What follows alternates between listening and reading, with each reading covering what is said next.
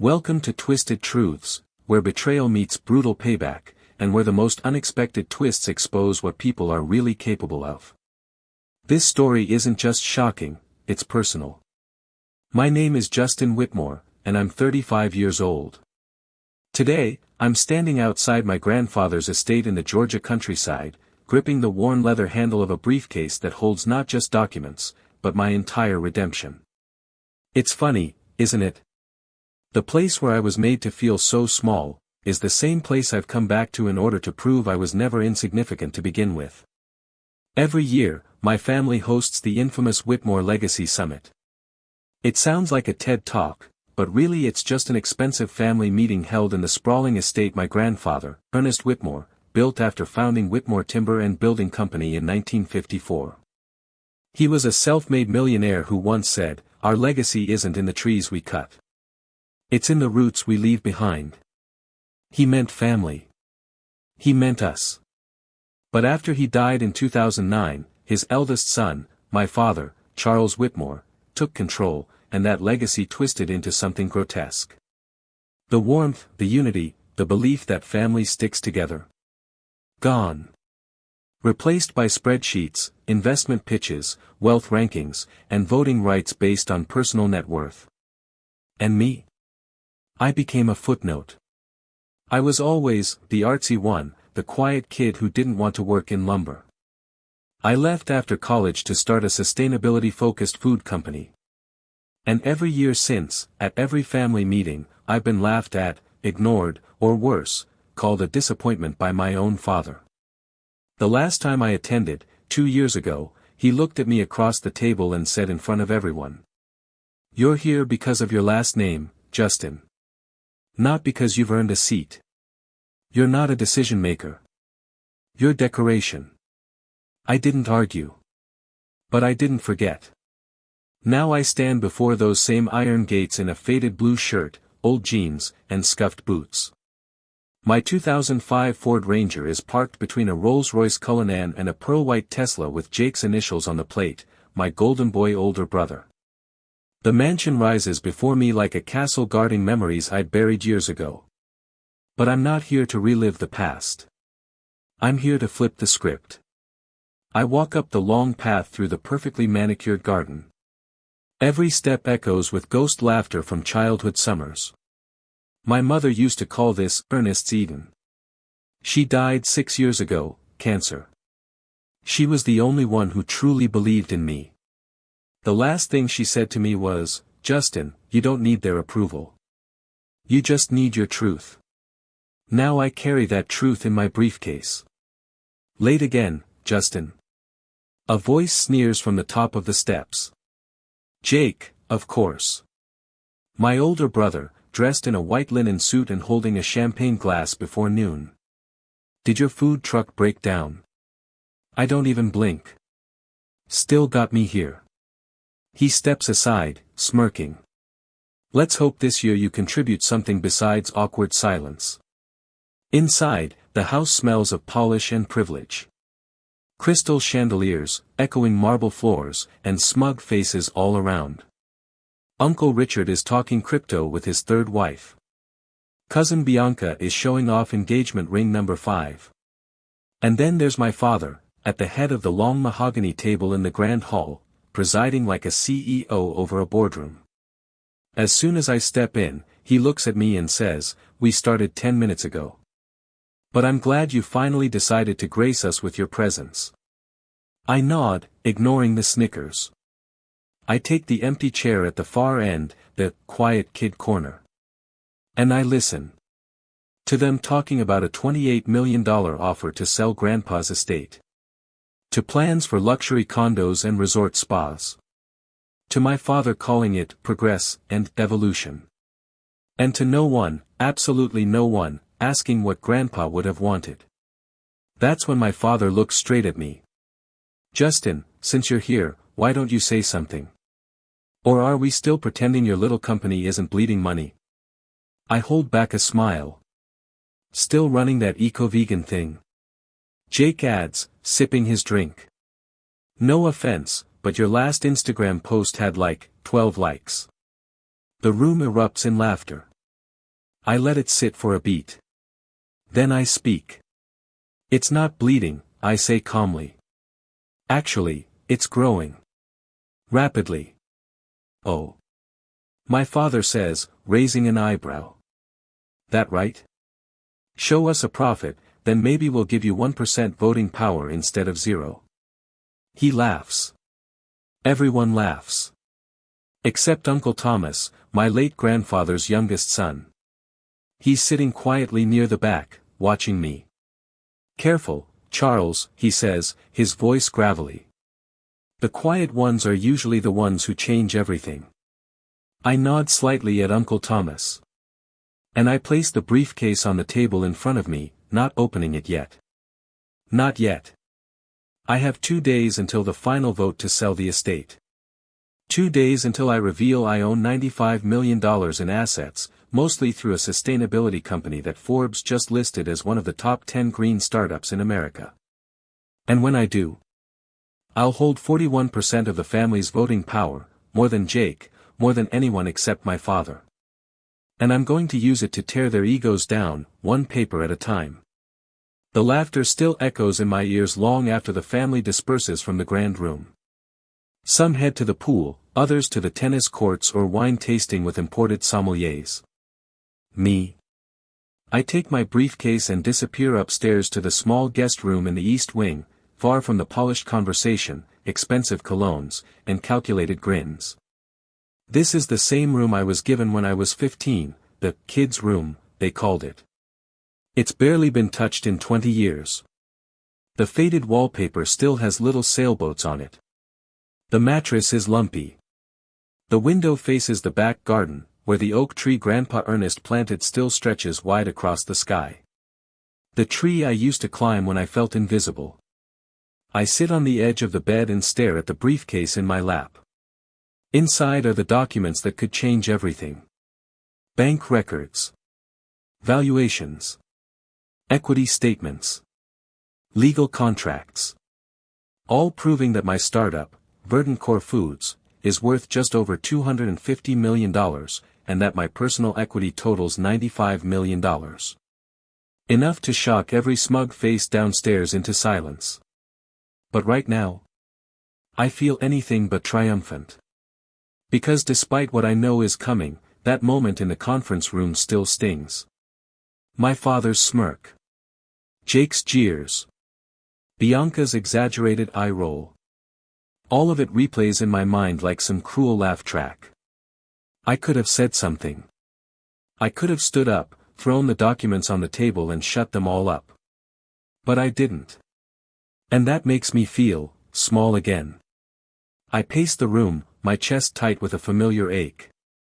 The same ache I felt at 17 when I told my father I wanted to study environmental science instead of business management. The way he looked at me then, like I had said I wanted to become a clown.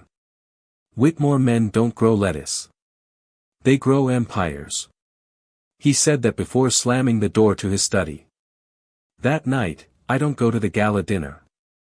I can hear them downstairs, clinking glasses, laughing, toasting some new, family real estate fund. I'm not invited, obviously. Not that I'd go if I was. Instead, I stay in my room, staring out the window at the oak tree. The same tree where Grandpa once sat me down and told me something I've never forgotten. The loudest man in the room is usually the one who's most afraid of being found out. You don't need to raise your voice, Justin. Just make sure when you speak, it matters. Back then, I didn't fully understand what he meant.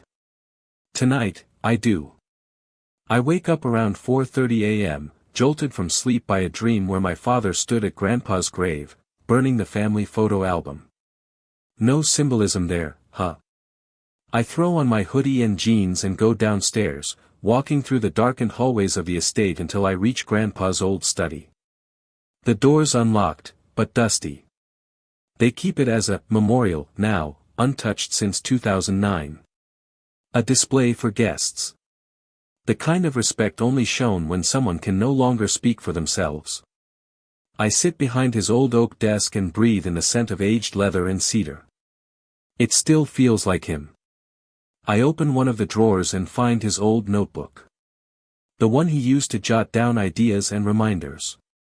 Inside is a yellowed post-it note I remember him writing years ago. In all capital letters it says, "Family first. Always." I press the note to my chest and close my eyes. This family has become everything Grandpa fought against. Arrogant. Greedy. Loveless. The mansion he built to unite is being sold to divide. For profit. I could burn this place to the ground with what I know. But that's not what I want. I want to rebuild it, rebuild what it used to mean to be a Whitmore. To be Ernest Whitmore's grandson. By morning, the sun cuts through the curtains like a spotlight. I head to the garden for breakfast, hoping for a moment of peace. But it doesn't last long. "Surprised to see you up early," Jake says as he takes the seat across from me. He's wearing gym clothes, trying to flex his biceps like he's still in college. "What's the plan, little bro? You going to tell everyone your food app got 10 new users and demand voting rights?" I sip my coffee, staying quiet. He leans in, his voice low. "You're wasting everyone's time, Justin. You know Dad's selling the mansion. It's already done. You're not part of this family's real future. You never were." He smiles. That's when I realize something deep and painful. This isn't just family rivalry. Jake hates me. Not because I failed, but because I might succeed. And that scares him. I rise without a word and walk away. Let them think I'm still weak. Let them think I'm still the quiet one. Because tomorrow I stop being their shadow. Tomorrow I show them what silence has been building. I thought I knew what I was walking into this year. I thought the plan was simple: sit through the meetings, endure the insults, then drop the bombshell of my $95 million empire right before the final vote on selling the mansion. But I didn't expect to find a second secret, one that would flip everything upside down. It started innocently. The morning of day 2, after my usual coffee with Uncle Thomas and a few quiet moments under Grandpa's oak tree, I decided to return to the study. I needed space. Solitude. Focus. I was reviewing the final draft of my equity statement when something unusual caught my eye. On the wall behind Grandpa's old desk, a large portrait of him hangs in a heavy wooden frame. But as I shifted my chair to open a drawer, I noticed the frame wasn't flush with the wall. It was tilted slightly, off-center. Curious, I stood up and reached for it. The moment I touched the frame, something clicked. And the portrait swung open like a door. Behind it, hidden in the wall, was a narrow metal safe. A family safe. With a keypad. My heartbeat spiked. I had no idea what the code was, but instinctively I tried the only number I've ever associated with Grandpa, his Army unit number, the one tattooed on the old photo he kept in his wallet. 1-9-4-5. Click. The door opened. Inside, a stack of envelopes, 2 small journals, and a yellow file folder labeled Whitmore, Private Shareholder Agreement, 2005. I sat down. My hands trembling. Inside that file was a contract. Signed by Ernest Whitmore, Uncle Thomas, Uncle Richard, and, most shocking of all, my mother. My mother. She wasn't a Whitmore by blood, but Grandpa had always called her the heart of this family. He trusted her more than anyone, even his own sons. And now I understood why. The contract laid out a secret clause Grandpa had written before he passed, a clause that gave her 15% of voting power within the family conference indefinitely, tied to a trust fund he set up in her name. He wanted to ensure the family had a moral voice. One that wasn't governed by money alone. And here's the kicker. When she died, that voting power would automatically transfer to her legal heir, me.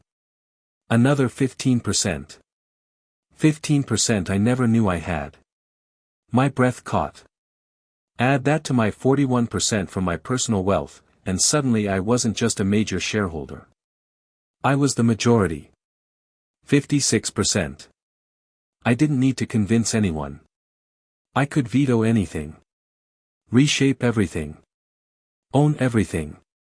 I slumped back in the chair, overwhelmed. Then came the rage. Because they knew. My father knew. He had to. He was at that conference the year after Grandpa died, the year Mom passed away, and said nothing. He let me believe I had nothing. That I was powerless. He let Jake and the others humiliate me year after year, all while hiding the truth of my inheritance. He stole my voice. He stole it on purpose. And suddenly, this wasn't about revenge anymore. It was about justice. I grabbed the file and placed it in my briefcase next to the valuation papers. I wasn't waiting until the last day anymore. I was done being polite. I would give them one more day to show their true selves. One more day to reveal whether they cared more about legacy or profit. And then, tomorrow at noon, I'd shut it all down. That evening, I sat in the garden with Uncle Thomas. He could see something was different. You found something, he said softly, sipping his tea. Didn't you? I nodded. He studied my face for a long moment, then said, "It's about your mom, isn't it?" I blinked, stunned. You knew. I suspected, he replied. Ernest never trusted your father to carry the family values. He knew Charles was smart, but cold. Too ruthless. That's why he gave your mother a voice. She saw people. She saw you. My throat tightened. I hadn't cried in years. But something about hearing that, about knowing she fought for me even in death, made my chest ache. I'm going to end it tomorrow, I whispered. I know, he said. And I'll be right beside you. That night, as I lay in bed, I didn't feel small anymore. I felt like a storm. Years of being silenced, mocked, ignored, it was all fuel now. Tomorrow they would see me. Not the quiet one. Not the disappointment. They would see Justin Whitmore. And they would finally understand who truly carried Grandpa's legacy. When I woke up the next morning, it felt like I was walking into the arena. But this time, I was the lion. I dressed in the same faded jeans and blue shirt they all mocked me for, the same outfit I've worn to every family conference since I was 25. Let them laugh. I was done pretending. I wasn't dressing up to impress people who looked down on me for a decade. I was showing up to end the performance. I double-checked the contents of my briefcase. My company's valuation report, $250 million. My equity breakdown, $95 million. Legal documents from my attorney verifying my assets. And the real weapon, the shareholder agreement from Grandpa's safe giving me 15% additional voting power. I now had 56%, a majority share in the family's internal decision-making structure. Enough to not only block the sale of the mansion, but to call for a restructuring of the family council itself. Before the final session, I made one call, to my lawyer, Karen Lynn. She's the one who's helped guide me through every deal I've made since I started Verdant. I needed her on a Zoom call during the final vote, just in case they tried to challenge the documents. She picked up after the first ring. You ready? She asked. As ready as I'll ever be, I said. Good. Because once you pull this trigger, there's no going back. You're not just protecting legacy, Justin. You're declaring war. I nodded. Then it's about damn time. The meeting was set for noon. By 11:45, the grand room was already buzzing with anticipation. I walked in and instantly felt the eyes on me. Jake, as usual, was the first to speak. Well, look who decided to show up. Did the garden finally give you permission to join the adults? Cousin Bianca gave a mocking little clap. Yay, nature boy's here. Even Uncle Richard, who usually stayed silent, threw in a jab. Hope you brought your fairy dust, Justin. This vote's about real money. My father sat at the head of the long table, composed as ever in his dark gray suit, fingers laced together, watching me without a single trace of warmth. Let's begin, he said. Unless anyone here has an objection to discussing the Riverside development offer. I raised my hand. Actually, I said, calmly. I'd like to speak first. Jake sighed so loud it echoed. Here we go. What now? Another speech about Grandpa's spirit and the meaning of life? I walked to the front of the table, placing my briefcase down with a thud. No speeches, I said. Just facts. Then I opened the case and pulled out the stack of documents. I know you all think I'm the weak one in this family. The one who makes garden salads while the rest of you make deals. And honestly, I let you think that, because I was busy building something real. I held up the first page, the valuation certificate of Verdant Core Foods. This is my company. We develop sustainable, lab-grown protein that's already in over 200 major retailers nationwide. Forbes named us one of the fastest-growing startups in the country. Last week, we closed a Series C funding round. I dropped the second document on the table. That brings my personal net worth to $95 million. The room went dead silent. My father blinked. Jake's mouth actually opened. Bianca let out a stunned, "What?" I continued. According to the rules set up after Grandpa passed, voting rights at this conference are tied to declared net worth. Which means I now have 41% voting power. Jake recovered first. No way. That's not even possible. This is fake. You're faking it. I smiled and turned to the giant screen at the back of the room. Karen. My lawyer's face appeared on screen, crisp and calm. Hello, everyone, she said. My name is Karen Lynn. I'm a senior partner at Lynn and Hayes Law Group. I represent Mr. Justin Whitmore.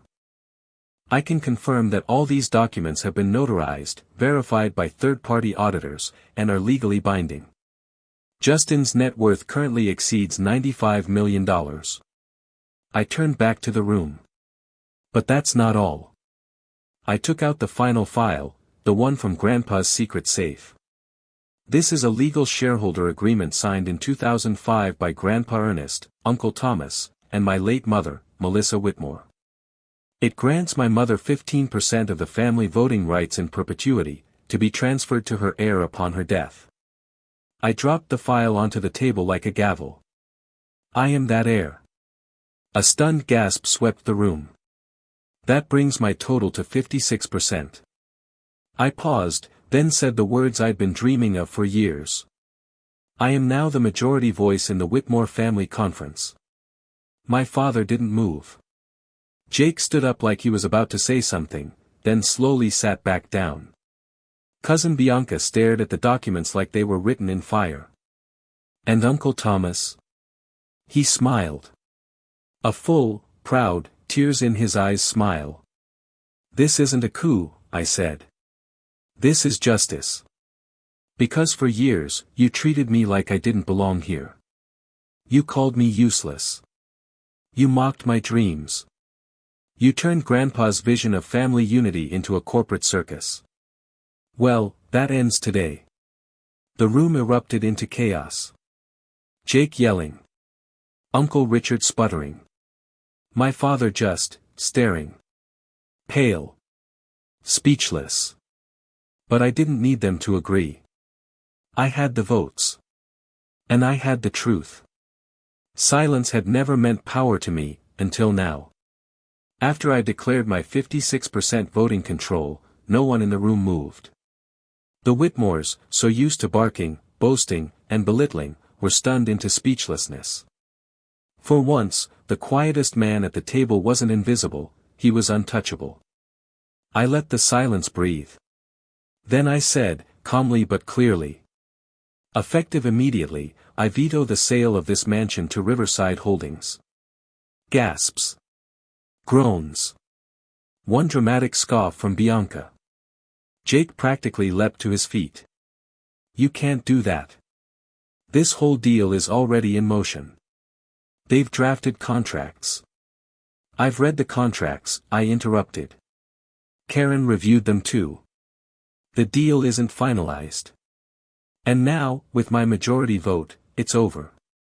He looked at Dad like a child waiting for a parent to stop the bad man. But my father didn't say a word. He just sat there, eyes narrowed, lips pressed tight. That silence. That was the sound of his throne crumbling beneath him. I turned to the rest of the family and raised another document. I'm not stopping with just blocking the sale. I'm calling for a vote to amend the governance charter of the Whitmore Family Conference. Aunt Carol blinked. You, what? I propose the following, I said, reading from the document I had spent the past 2 months crafting with Karen and a team of advisors. 1. Limit the maximum individual voting power to 30%. 2. Re-establish a Values Council, composed of 3 rotating family members, chosen by nomination and majority vote, to evaluate proposals based on alignment with Grandpa Ernest's founding principles. 3. Require all major decisions involving Whitmore property or legacy to pass both a majority vote and Values Council approval. Gasps echoed again, but this time it wasn't just outrage, it was fear. Because I was rebuilding the structure they had spent years using to hoard power and silence voices like mine. Jake exploded. This is ridiculous. You're rewriting history. You're burning down everything this family has built. I turned to him. No. I'm tearing down the lie you've all lived in, and rebuilding what Grandpa actually wanted. You remember him, don't you? The man who built this house, planted those trees, and said, if one of us falls, the rest rise to lift him. Jake had no comeback. But Uncle Thomas did. He stood, slow and sure. I second the motion to amend the charter, he said. I nominate myself for the Values Council. Then came the impossible. Uncle Richard, the same man who sneered at my hippie food company last year, nodded slowly. I second Thomas's nomination, he muttered. Even Aunt Margaret raised a timid hand. I vote yes, on all of it. In 10 minutes, the family dynamic that had ruled for 15 years cracked like old lumber. I saw it happen, not with shouting, but with shame. The rest of them realized that what I was saying, what Grandpa had once believed, was right. That maybe they had all let Charles, my father, turn something beautiful into a business. And now the youngest son of the family disgrace was correcting course. But not everyone was humbled. Not my father. He finally stood. His hands were still, but his eyes, those cold, calculating eyes, burned into mine. You think you've saved something here, Justin, he said. You've just started a war you're not ready to finish. No, I replied. I ended one. He stepped closer, towering over me like he used to when I was a teenager. Everything you have is still fragile. One scandal. One misstep. And this house you built in your head will burn. I didn't blink. Then I'll build it again. But without fear this time. Without needing your approval. He stared for a beat too long, then turned and walked out of the room. Not a word. Not a vote. Just retreat. I didn't feel victorious. I felt free. Later that night, I stood alone in the garden, under Grandpa's oak tree. The leaves rustled like applause. I closed my eyes, letting the breeze sweep over me. I remembered being 10, sitting under this very tree with Grandpa, watching him carve initials into the trunk. He said, Justin, someday, all this won't matter, this house, the land, even the money. The only thing that will matter is if you lived with honor. I hadn't known what that meant then. But I did now. The morning after I changed everything, the house was still. No one greeted me when I came down for coffee. No jabs from Bianca. No smirks from Jake. My father's chair at the head of the breakfast table sat empty, pushed back slightly, like someone had left in a hurry. I should have felt triumphant. I had the votes, the power, the moral high ground. I had Uncle Thomas by my side. I had the new governance charter signed and notarized overnight. But something didn't sit right. Because if I've learned anything from the Whitmores, silence isn't surrender. It's a trap. I was halfway through a piece of toast when Karen, my lawyer, called. "Justin," she said, her voice sharp, no greeting. "We have a problem." My stomach dropped. "What kind of problem?" "Your company's Series C funding documents, the ones we submitted yesterday for your valuation claim, were leaked. Someone sent them to the Atlanta Business Tribune and accused you of inflating the numbers." "What?" "They're claiming fraud. Saying you misled investors to boost your worth for family control. They're quoting an anonymous internal family source." The air drained from the room. I gripped the edge of the table. "Is it public yet?" "Not officially. The paper called us for comment. We stalled them." "But Justin, this isn't just a smear campaign. If this story hits, even without proof, it could spook your investors and tank Verdoncore's value." Which meant, if the valuation dropped far enough, I'd lose my 41%. I'd lose the majority. My mind raced. Jake. It had to be Jake. He's impulsive, jealous, and always felt entitled to the throne. But he wasn't smart enough to pull this off alone. Someone had helped him. And only one person in this family had both the technical savvy and the cold-blooded ruthlessness to do it. My father. I went straight to the study. Dad was there. Of course he was. The same place Grandpa built his legacy, the same room where he used to read to me as a child. Now he sat there like a king planning war, sipping from his favorite black coffee mug. "You leaked the funding documents," I said flatly. He looked up, calm. "You're going to have to be more specific, son. Don't play with me. You tried to destroy Verdoncore." He set the mug down carefully. "No. I tried to remind you that bloodlines are built on legacy, not legal tricks and tech startups. You came in here, waving your valuation like a flag, trying to lecture me on family. I'm correcting the imbalance. You're sabotaging your own son." "I'm defending the Whitmores," he said, rising slowly. "You think that startup of yours matters more than what I've built? What your grandfather built? What Grandpa built was integrity," I snapped. "You turned it into a scoreboard." He smiled, not kind, not apologetic. Just calculated. "Justin, the world doesn't run on feelings. It runs on leverage. You never had it before. And now that you do, you're dangerous. That's why I had to act." He paused. "Of course, there's still a way out." I narrowed my eyes. "What's that supposed to mean?" He pulled a file from the drawer. A revised proposal. A compromise. He'd support a modified charter. He'd agree not to sell the mansion. In exchange, I'd agree to freeze my voting power at 30%, and step away from Verdoncore's day-to-day operations. He'd help protect the company from investor fallout in return. A corporate ceasefire. A poisoned olive branch. He wanted to clip my wings. Take my teeth. Box me into ceremonial power and silence me again. "I've already contacted 2 of your board members," he added coolly. "They're nervous. I can calm them down. Or I can push them further." This wasn't a father talking. This was a hostile takeover. I stood in the doorway for a long moment. And something inside me snapped. Not in rage. In clarity. Because this man, Charles Whitmore, had never loved me for who I was. Only for how much I resembled him. And now that I didn't, I was a threat. I walked out. Said nothing. Went to my room and called Karen. "Send everything to Forbes," I said. The contracts. The funding audits. Every document we have. Are you sure? Yes. If they're going to leak a lie, we're going to publish the truth. I paused. And Karen? Issue a statement.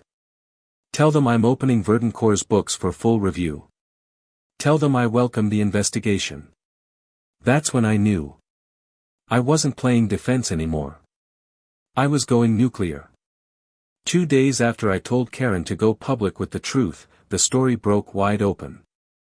Verdoncourt CEO voluntarily opens books amid smear campaign, audit shows company stronger than ever. The headline ran across Forbes, TechCrunch, and even the Atlanta Business Tribune, the very outlet Dad tried to use to destroy me. The public response was immediate. My inbox exploded with support. My investors, many of whom had been jittery, sent personal messages of confidence. A few even pledged more capital after seeing the full audit. And the most poetic part? Our valuation actually rose. By the end of the week, Verdoncourt was projected at $280 million. It was like the entire world had held its breath with me, and then exhaled in my favor. But not everyone was breathing easy. Back at the estate, the ripple effects hit hard. Jake tried to act like he had nothing to do with the leak. Claimed he'd been left out of the loop and was just as shocked as everyone else. Uncle Richard, normally the shark in the room, quietly asked to join the new Values Council. Even Bianca stopped sneering. But the one who took it hardest was my father. The day the audit hit the press, he locked himself in Grandpa's study. When he finally emerged for dinner, he looked 10 years older. The storm in his eyes was gone. What replaced it? Resignation. We sat at opposite ends of the long table. No one else dared speak. The air was thick with tension and cold silverware. Finally, he looked up. And he said something I hadn't heard from him in 20 years. You did good, Justin. I didn't respond. Not because I didn't hear him. But because I wanted to remember it exactly as he said it. That was the closest I'd ever get to an apology. The closest he'd ever come to acknowledging that I wasn't the failure he always painted me to be. And I was okay with that. Because I didn't need his approval anymore. A week later, I held a private ceremony under Grandpa's oak tree. No press. No cameras. Just me, Uncle Thomas, and the new 3-person Values Council, Uncle Richard, Aunt Margaret, and, surprisingly, Cousin Bianca, who had broken down and apologized to me after the vote. I unveiled a plaque beneath the tree. Ernest Whitmore's legacy, unity, integrity, vision. Let no man twist what he built. We buried a time capsule beneath it. Inside were handwritten letters from family members, some apologetic, some hopeful. My own letter included one promise. That no matter how rich we became, we would never again measure a person's worth by the size of their portfolio. Today, I still run Verdoncourt. I still drive that old 2005 Ford Ranger. But now, when I drive through those iron gates, they open for a leader, not a disappointment. The mansion is no longer a battleground. We turned one wing into a family history library and mentorship center, dedicated to helping the younger generation understand where we came from, and how not to lose their way. As for my father, Charles, he retired early. He never admitted to orchestrating the smear campaign. But he stepped down from the Whitmore board and moved into a smaller home in the mountains. Sometimes we talk. It's not warm. But it's not war. And that's something. Jake. He left town. Took a job in Miami, tried to reinvent himself. Every now and then I get a passive-aggressive email asking for a collaboration. I haven't responded yet. Maybe I never will. But the real victory? It came not in money, power, or control. It came in the silence that followed. Not the silence of shame. But the silence of peace. For the first time in my life, I didn't feel like I had to prove myself. Because I already had. I didn't just reclaim my voice. I became the voice.